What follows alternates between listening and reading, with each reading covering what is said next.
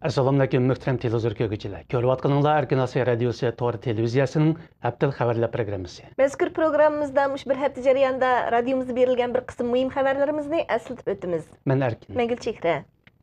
Xitoy doiralari Guantanamodagi yana ikki Uyg'urning o'rinlashtirilganligiga norozilik bildirgan bo'lib, bu Uyg'ur milliy harakati rahbarining tanqidiga uchirdi. Amerika Davlat Mudofaa Ministrligi o'tgan hafta Guantanamoda tutib turilayotgan Uyg'urlardan Abdurazaq va Hammad Mehmet qatorliq ikkilarning El Salvadorga o'rinlashtirilganligini e'lon qilgan. Xitoy bu qitimli yuqorqi ikki Uyg'ur masalasida Amerikaga yana norozilik bildirgan. Xitoy Tashqi ishlar ministrligi bayonotchisi Liu Weimin bu Uyg'urlarni xatarli kishilar deb atagan va ularni qabul qilish masalasida El Salvadorni ogohlantirgan. Uyg'ur rahbari va Dunyo Uyg'ur qurultayi raisi Rabia Qadri xonim bu munosabat bilan ziyoratimizni qabul qilib, Liu Weiminning yuqorqi bayonotini rad qildi. U Xitoy doiralarining terrorlikni o'xshamagan fikr eqindagi Uyg'urlarni bostirdigan kozir qilib qo'llanayotganligini bildirdi. 23 aprel Yaponiya parlamentida Uyg'ur do'stlik guruhi rasmiy qurildi. Yaponiya Uyg'ur jamiyati raisi Ilham Mahmudning bildirishicha, bu do'stlik guruhi Yaponiya parlamentidagi Erkin Demokratlar partiyasi a'zolarining tashabbusi bilan qurilgan. Guruhga 20 nafar parlament a'zosi qatnashgan. Yaponiyaning sobiq bosh vaziri Shinzo Abe bosh maslahatchi bo'lgan. Yaponiya Erkin Demokratlar partiyasining ishxonasida maxsus yig'in chaqirilib, sobiq bosh vazir Shinzo Abe Uyg'ur do'stlik guruhining rasmiy qurilganligini jakalagan. Yig'inga Yaponiya Uyg'ur jamiyatining rahbarlari qatnashgan va Uyg'urlarga vakolatan parlament a'zolariga rahmat aytgan. Qumildagi yerim asrdan ortiq tarixga ega Rahat bog'i birinchi o'tir maktabi bu yil taqilish oldida turmoqda. Uyg'ur torbatlaridagi uchurlardan oshkorlanishicha, Qumil ma'rif tarmoqlari Uyg'ur maktablarini markazlashtirib boshqarish siyosati bo'yicha Rahat bog'i o'tir maktabini Qumil shaharlik birinchi o'tir maktabga qo'shib o'tishni qaror qilgan. Qaror mazkur maktabga munosabatli barliq kishilarda norozilik paydo qilgan. Uyg'ur eli ishchi sirdidagi Uyg'ur ziyolilari Uyg'ur madaniyatiga alohida ta'sir ko'rsatgan bu maktabning taqdiri ustida o'ylashmoqda.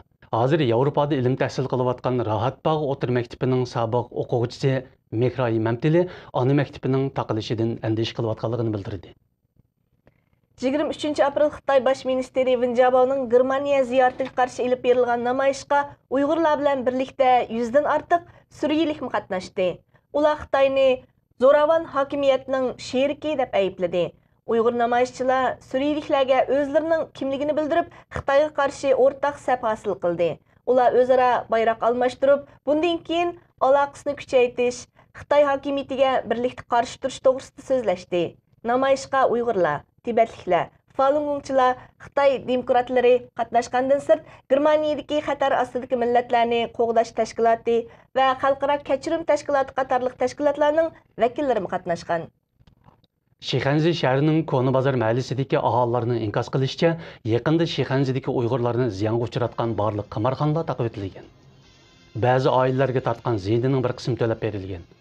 Shixanzi shahrining Koni bozor mahallisidagi aholilar bu yilning 5-ida radiomizga inkos yo'llab, mahallada 8 qamarxona borligini, ularning mahalladagi Uyg'ur yoshlarini qaymoqtirib, aholilarni og'ir ziyonga uchratganligini fosh qilgan edi.